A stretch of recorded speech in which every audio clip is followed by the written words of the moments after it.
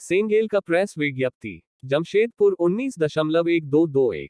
झामुमो ने अपने 12वीं रांची महाधिवेशन में 67% का संयुक्त आरक्षण देने का संकल्प लिया है, जो बाबूलाल मरांडी के मुख्यमंत्रित्व काल में घोषित 73% संयुक्त आरक्षण से कम है।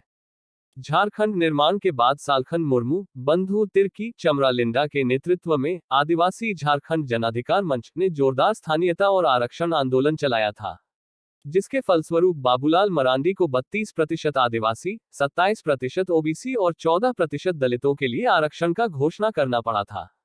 झारखंड मुक्ति मोर्चा को भी पूर्व घोषित 73% आरक्षण लागू करने में क्या दिक्कत हुई?